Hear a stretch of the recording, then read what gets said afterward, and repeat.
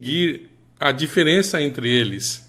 Bem, em resumo, aquele livro sobre anjos, havia um grupo de pessoas adventistas do sétimo dia, muito sinceras, que passo a passo começaram a se envolver no espiritismo, até que estavam ouvindo demônios a ponto de cometerem assassinato e estarem na prisão agora. 2 deles estão lá.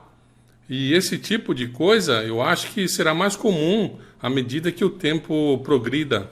E eu digo isso sempre que as pessoas conversam com você, ou você pode perceber o fato de que elas deixaram pessoas, ou anjos, ou sentimentos muito fortes, as levarem para longe do somente assim diz o Senhor. Independentemente de quão pouco se desvie do assim diz o Senhor, e quando não se está em perfeita harmonia com a Bíblia, há perigo aí. E teve essas pessoas, como este grupo de 19 pessoas no Oregon, entre 1983 a 1988, eles estavam orando para ver anjos. Sentiam, como muitas igrejas evangélicas neste país, que o momento havia chegado para suplicar a Deus e dizer: ei, vamos pedir a Deus para Ele fazer algo por nós, enviar seus anjos para vir e conversar conosco, como as pessoas fizeram nos tempos bíblicos, entende? E o anjo que veio disse: nós viemos do trono de Deus, anjos belos e gloriosos. Bem, havia um homem e sua esposa, e eles receberam na casa deles mais de 100 anjos. Eu acho que foram 161 anjos em 4 anos e meio. Apareceram para eles, entraram na casa deles, conversaram com eles, e os anjos voltaram. Mas os anjos deram-lhe sinais de que não eram os anjos de Deus, sem querer. Mas aqui está algo. Uma senhora, havia um grupo de cerca de 15 pessoas, e essa pessoa, chamada Lynn, estava falando sobre um anjo que havia aparecido para ela. E ela fez diferentes perguntas ao anjo que as pessoas queriam ter respostas. E uma pergunta que essa senhora fez foi: pergunte ao anjo mensageiro como eu teria que fazer, isso é, o que eu teria que fazer para falar com o meu anjo companheiro ou o anjo guardião. E então o anjo disse: eu não posso ajudá-la com isso, porque nós, os anjos mensageiros, somos de uma esfera muito mais elevada do que os anjos guardiões e nunca conversamos uns com os outros. Consegue imaginar isso? Então eles não têm boas relações. Esse foi um sinal. Mas eles não têm boas relações de jeito nenhum. Agora, essas pessoas deveriam ter dito: espere um minuto, isso deveria ser um alerta. Eu não posso acreditar que esses anjos que glorificam a Deus se comportam uns com os outros dessa maneira. Então, esse foi um dos pequenos erros do assim diz o Senhor. E tem mais coisas, e gostaria que tivéssemos tempo para falar todas. Mas um dos erros muito comuns é que eles começaram agindo como se acreditassem na Bíblia, mas aos poucos começaram a dizer: bem, isso não é completamente necessário, isso não significa exatamente assim, e começaram a descartar e se afastar das Escrituras. E então, um dia, um anjo apareceu para eles e disse: olha, tenho algumas revelações que nosso Pai Celestial quer que eu transmita a vocês. Que a Igreja Adventista do Sétimo Dia está completamente errada em relação ao estado dos mortos. Os humanos têm uma alma imortal e viajam pelo espaço. E eu vou provar a você, o anjo disse a Lynn. Seu marido, daqui para frente, terá o poder de realizar viagem espiritual, de se canalizar em viagens espaciais. E certamente diz que ele começou antes de ser levado a uma viagem espiritual, por assim dizer, ele começava a falar em línguas. Ele se sentava no chão da sala de estar, começava a falar em línguas e de repente caía no sono. E então ele voltava e acordava. E sua esposa dizia: onde você esteve? O que você viu? E as coisas que ele contou, você sabe, a cidade santa, ele foi a esse planeta que lhe foi dado. que era seu planeta para governar, e os habitantes lá eram muito pequenos, eram mais baixos do que... bem pequenos, como se fosse uma árvore bonsai. E então, resumindo, você sabe, ele estava todo empolgado que ele ia ser esse grande governante desse planeta, você entende? Então, o diabo pode dar sonhos e visões. E uma coisa que eu não quero passar rapidamente, antes de deixarmos este assunto, talvez não seja muito seguro para os cristãos constantemente procurarem por sinais, maravilhas e anjos. Não é uma boa coisa. Isso é o que Jesus estava falando na parábola do rico e Lázaro, onde ele disse: se não credes em Moisés e nos profetas, significando a lei e os profetas, a palavra de Deus, então não sereis persuadidos, ainda que alguém ressuscite dentre os mortos. Então Cristo está nos dizendo: não ponhamos nossa confiança em sinais e maravilhas, não é seguro. Eu tive que usar os nomes reais porque ninguém acreditaria em mim, e eu sabia que isso iria magoar algumas das pessoas envolvidas, mas acredito que eram umas 29 pessoas lá no começo, mas depois o grupo foi diminuindo para 20, 15 ao longo de 5 anos. Porque assim que os anjos começaram a fazê-los ir a lojas e roubar, sabe? Objetos como aparelhos de televisão e tudo mais, e fizeram os objetos ficarem invisíveis, foi quando muitos deles ficaram abalados. Alguns deles ficaram abalados e deixaram o grupo, porque um demônio, fingindo ser um anjo de luz, é claro, apareceu e disse: vocês têm que se preparar para o tempo de angústia. Deus designou vocês aqui no Oregon para se prepararem para ajudar os californianos que virão aqui. E assim que São Francisco afundar nas profundezas do oceano e alguns dos outros mares forem destruídos, eles virão para as montanhas do Oregon, para o tempo de angústia. E vocês têm que estar preparados para eles. Então os anjos malignos disseram: Deus quer que vocês saibam disso. Ele possui a terra e tudo que nela há. E ele usou isso para fazê-los roubar. E disse: agora vamos te dizer, Deus quer que você vá a certas lojas e pegue objetos que pertencem a Ele, porque essas pessoas que possuem essas lojas estão tomadas, em outras palavras, estão totalmente controladas por demônios, entende? Então, essas pessoas estão perdidas. Então Deus quer que as mercadorias que eles têm, que vocês vão lá para pegar e vender, guardar o dinheiro para o tempo de angústia, e então armazenar algumas coisas em um celeiro.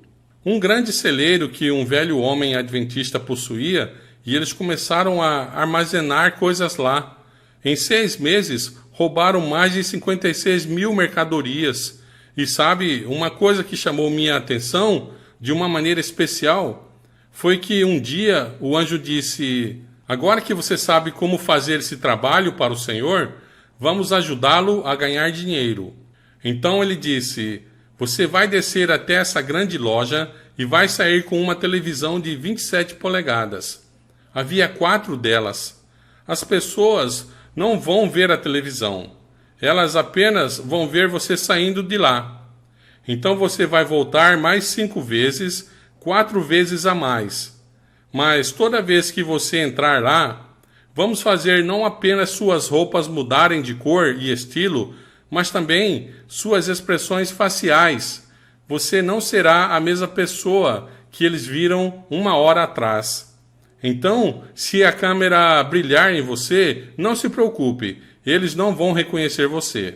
E eles fizeram isso. E depois disso, eles ficaram viciados de vez.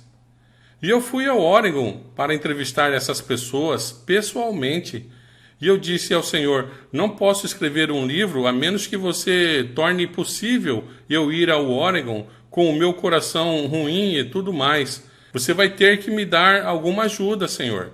E então, também, quero poder fazer perguntas difíceis a eles e olhar diretamente nos olhos deles. e quero que seu Espírito esteja comigo para que eles me deem respostas exatas, que contêm a verdade e exatamente o que eu estou procurando. E eu consegui tudo o que eu queria, mesmo que as pessoas da prisão mudassem de ideia. Eu ia entrar lá com um caderno, se quisesse, um lápis, e depois, sabe, um desses pequenos gravadores. 3 ou 4 dias antes do evento, escrevi para eles, mas alguém cancelou tudo. Você não pode estar aqui, me disseram. Então, tive todos os meus direitos cancelados. Tive que entrar lá sem mesmo uma folha de papel. Não pude trazer nada, mas o Senhor nos ajudou. Assim que entramos no carro, começamos a escrever tudo, sabe, tomando notas, e foi uma experiência e tanto. Agora, continuando, depois que eles estavam viciados em roubar 5 vezes ao mesmo dia, o anjo maligno, um pouco depois, disse: Deus tem um trabalho especial para você. Há 6 indivíduos que ele quer que você destrua. Não disseram matar, disseram destruir. E eles devem ser baleados com um calibre 38. E sempre use 2 balas para cada pessoa. Havia uma razão para isso também. Essas 2 mulheres estavam falando com esses anjos e o anjo parecia um pouco deprimido um dia. E elas disseram: por que você, meu anjo mensageiro, parece tão desanimado? Eram 2 anjos. Aí ele disse: meu amigo e eu adoraríamos sentar aos pés de Jesus um dia de sábado e ouvir ele falar conosco no céu, mas não vamos lá há muito tempo. Então elas deram a eles a permissão: ok, nós concedemos a vocês o direito de ir ao céu amanhã, no próximo sábado, e desfrutar do Senhor e trazer-nos boas notícias. E o anjo voltava e lhes contava todos os tipos de histórias gloriosas. E então eles mataram as 2 pessoas das 6, conforme você pode ler no livro. Grand Pass, Oregon, 5 de novembro de 1988. Socorro! Me ajudem!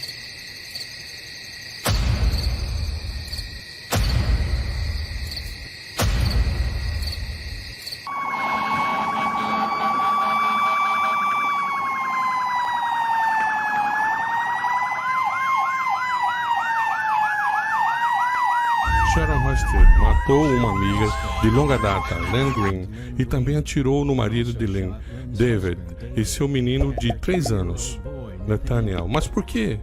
Resumindo, um anjo me mandou fazer isso.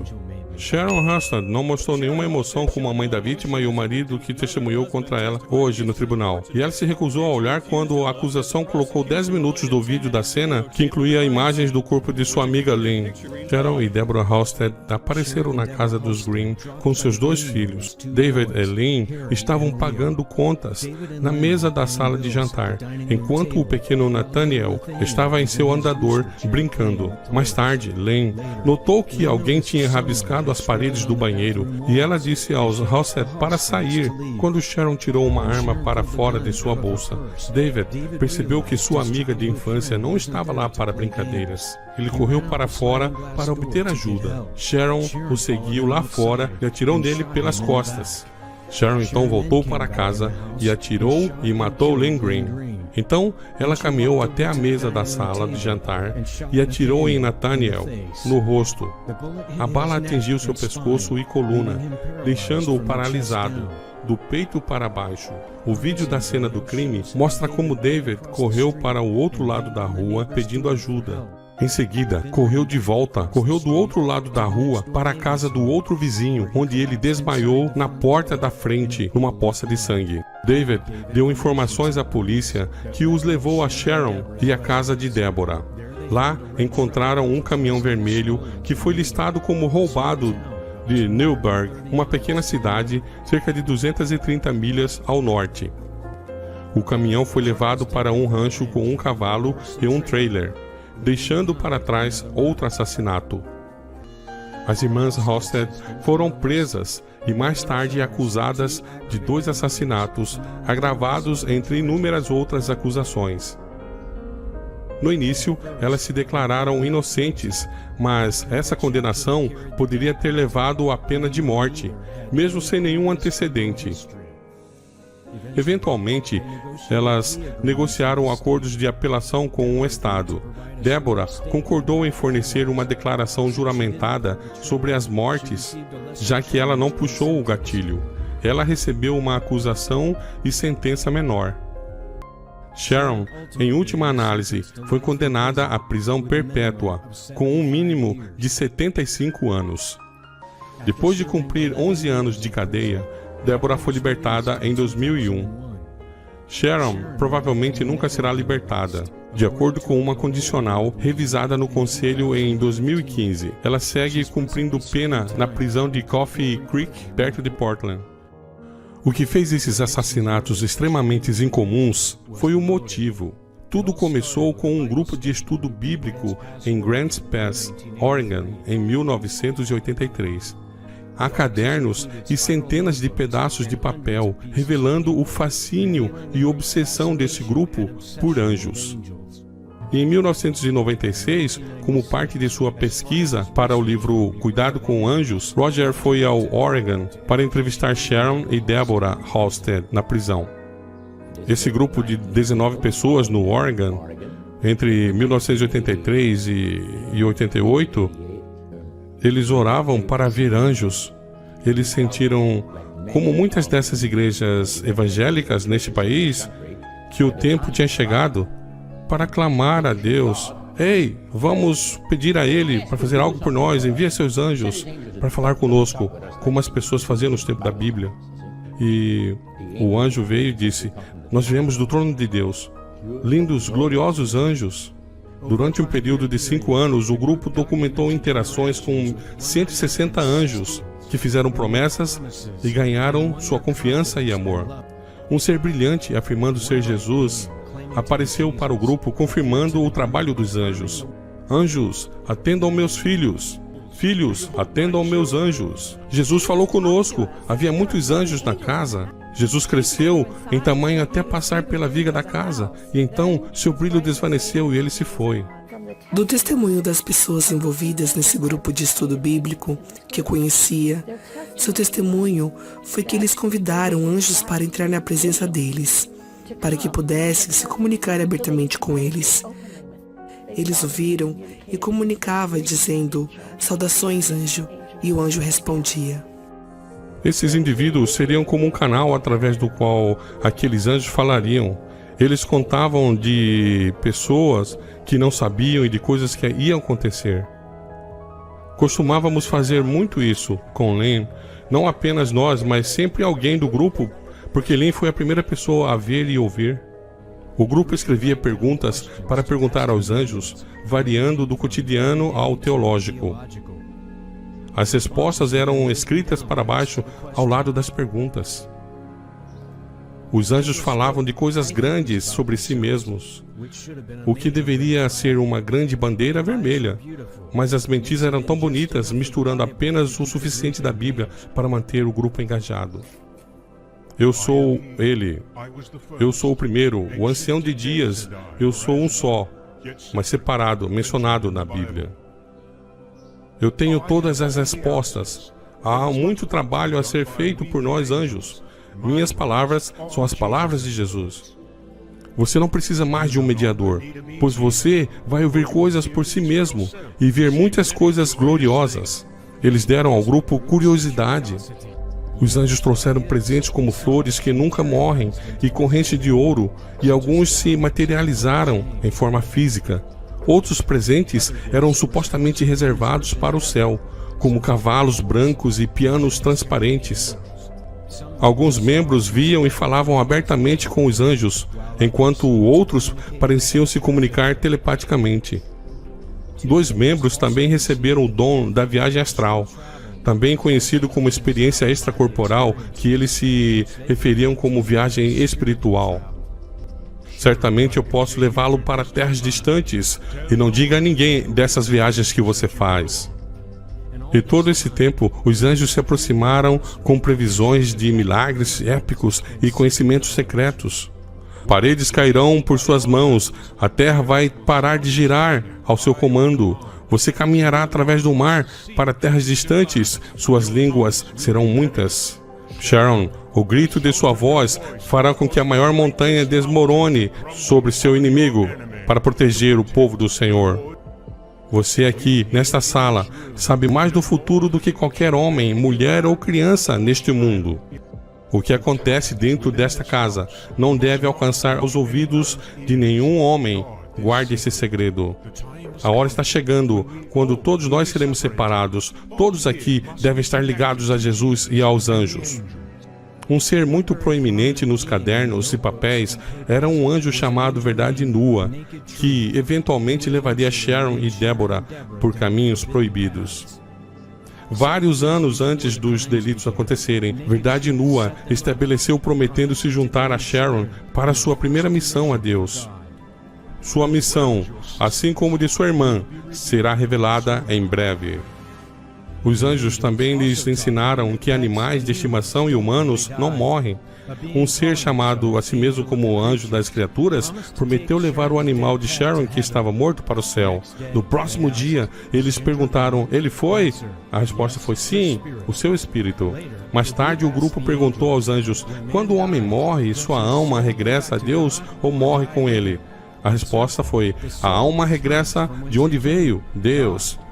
Note o sutil engano. O anjo parece estar parafraseando Eclesiastes 12:7, mas aplica um significado dualista pagão, que o corpo e alma são entidades separadas. Quase 4 anos depois, Sharon recebeu essa mensagem. Seu filho Léo começou a canalizar mensagens do anjo que se autodenomina Verdade Nua. Eles não tinham feito nada de errado antes, mas uma vez que eles se envolveram nesse tipo de ministério, eles começaram a ouvir coisas, e eu acredito que eram vozes reais falando com eles. O anjo disse: Deus quer que você saiba disso. Ele é o dono dessa terra e tudo nela. Agora vamos dizer, Deus quer que você vá em certas lojas e pegue alguns objetos que pertencem a eles, porque essas pessoas que possuem essas lojas são totalizadas. Em outras palavras, eles são totalmente controlados por demônios. Ser totalizado significa mais que ser possuído por demônios. Significa que, numa pessoa, o espírito ou alma imortal tinha sido permanentemente removido do corpo, e essa pessoa não existia mais. Este engano é uma chave para o motivo do assassinato. Então ele disse: você irá até esta grande loja e você vai sair com uma televisão de 27 polegadas. Então você vai voltar novamente mais 4 vezes, mas cada vez que você for lá, vamos fazer não só suas roupas para ser de cor diferente e estilo, mas também suas expressões faciais. Então a câmera vai brilhar. Não se preocupe com isso. Eles não vão te reconhecer. E depois que fizeram isso, eles foram fisgados para sempre. Eles estavam roubando lojas, estavam furtando pneus. Então o anjo, um pouco tempo depois, disse: Deus tem um trabalho especial para você. Há 6 indivíduos que ele quer que você os destrua. Quando Sharon e Deborah hesitaram, o anjo Verdade Nua disse-lhes que se elas não fizessem, elas também seriam totalizadas por não obedecerem. O engano e o medo as levaram para uma escolha impensável. Larry Evans foi intimado para testemunhar na audiência de sentença de Sharon Halstead. Na época, ele era pastor da igreja, na Associação da Igreja Adventista do Sétimo Dia, em Oregon. Ele lidava com grupos dissidentes. O tipo de coisas que eles estavam dizendo em nome do cristianismo foi horrível. A teologia e a imoralidade que eles estavam falando não eram nada que minha igreja sempre representou. Mateus 10 fala sobre não se preocupar com o que você vai dizer quando você for trazido a julgamento nessas circunstâncias. Foi uma experiência estranha, porque as palavras fluíram muito facilmente. E para mim, quando olho para trás, foi uma indicação de que eu tive a ajuda de Deus. Eu entendi agora porque eu estive lá. Eu ia colocar uma distância entre o comportamento diabólico separando do que a minha igreja representava e do que eu como indivíduo queria defender.